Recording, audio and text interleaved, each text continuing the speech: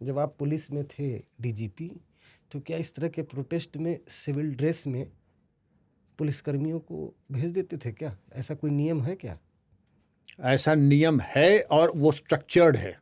हिंदुस्तान के हर थाने में एक है त्यौहार रजिस्टर, उसको जा कर के देखें, वो अंकित करता है कहाँ कितना पुलिस बल लगाया गया था। महिला पुलिस, घुड़सवार पुलिस, सादे वस्त्रों में पुलिस, छतों पर ड्यूटी, विलेज चौकीदार और इस तरीके के जो भी हमारे फोर्सेस थे उन सब की गिनती। क्यों सादे वस्त्रों में पुलिसकर्मी अभी सूचना संकलन के लिए एक मॉब जाता है और हर तरीके के नियम अलग होते हैं। मसलन फिरोजाबाद आज जिला है, तब आगरा का एक पार्ट था। लोग चाकू मार के गलियों में भागते थे, तो सादे कपड़ों में अंदर गली के 20 कदम अंदर लोग कुछ नहीं बैठ करके वहां गन्ना चूसते रहते थे, मूंगफली खाते रहते थे। और जो वहां पे चाकू मार के दौड़ के आता था, जितने दौड़ के आते थे, सादे कपड़े पकड़ के बैठ जाओ, जरा भाग के कहां से आ रहे हो, तलाशी दो। मालूम पड़ा चक्कू कट्टा सब मिल जाता है। ये सक्सेस स्टोरी, जैसा होता है देश वैसा बन जाता है भेष। सादे कपड़ों में पुलिस की ड्यूटी लगाना एक अनिवार्यता है। उसके 2-3 कार्य हैं, अभी सूचना संकलन, क्राउड का मिजाज, और वो आपस में क्या वार्ता कर रहे हैं, क्या प्लानिंग कर रहे हैं, अगली उनका जो है गंतव्य क्या है, और उन्होंने अपने बारे में कोई ऐसी गोपनीय बात बताई। और यही सूचना संकलन के लिए ही सादे कपड़ों में पुलिस बल लगाया जाता है। और अब तो महिला पुलिस भी हमारी उसी लेवल पे आ गई, हमसे अच्छी हो गई हैं, उनकी भी नियुक्ति की जाती है।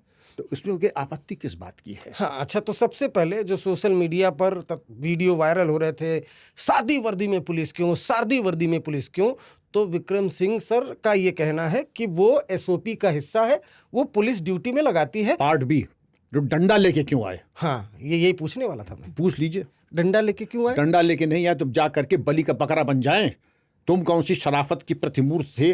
तुमने कील ठुके हुए डंडे तुम्हारे पास, कट्टे तुम्हारे पास, 989 879 अपराधी किस्म के लोग, जिनमें कि एनडीपीएस एक्ट के, पॉक्सो के, रेप के, हत्या के, अटेम्प्ट टू कमिट मर्डर और इस तरीके के रॉबरी डकैती के तुम्हारे मुलजिम वहां घूम रहे हैं। ये तो जो पहला जो घटनाक्रम हुआ उसमें जो दिल्ली पुलिस को मिला, और जो सीलमपुर का जो मकोका का अपराधी है वो 150 गुंडों के साथ आया, तो तुम वहीं चले जाओ और वहां जाकर के तुम अपने हाथ में हाथ दे, तुम पिटने के लिए आए हो। तुम्हारा कोई व्यक्तिगत सुरक्षा का या अपनी सुरक्षा का कोई तुम्हें हक नहीं है। अब आप पूछेंगे तो डंडा लेके क्यों गया, डंडा चलाए क्यों? नहीं तो आप उसका सर फोड़ें, वो सर फोड़वा ले आपका।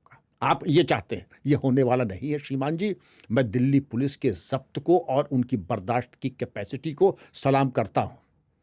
नहीं, मेरा ये सवाल है, देखिए, जो एसओपी है और कई अधिकारियों से मैंने बात की ड्यूटी में, चूंकि यहाँ इन्फॉर्मेशन की भी जरूरत है, इसलिए, और हमारा पॉडकास्ट से इन्फॉर्मेशन भी लोगों तक प्लेन क्लोथ्समैन, दुनिया भर में प्लेन क्लोथ्समैन कहा जाता है, पुलिसकर्मी तैनात किए जाते हैं। जी हाँ, लेकिन प्लेन क्लोथ्स में डंडे लेके तैनात नहीं किए जाते हैं। ये मेरे ख्याल से नियम है नहीं? सामान्यतया नहीं, लेकिन अगर ट्रेन, मैंने बताया ना कि गलियों में अगर प्लेन क्लोथ्समैन लगे हैं और उनको ये मालूम है कि चाकू मार के कट्टा चला के आ रहा है, तो क्या वहां पे वो खाली हाथ बैठेगा?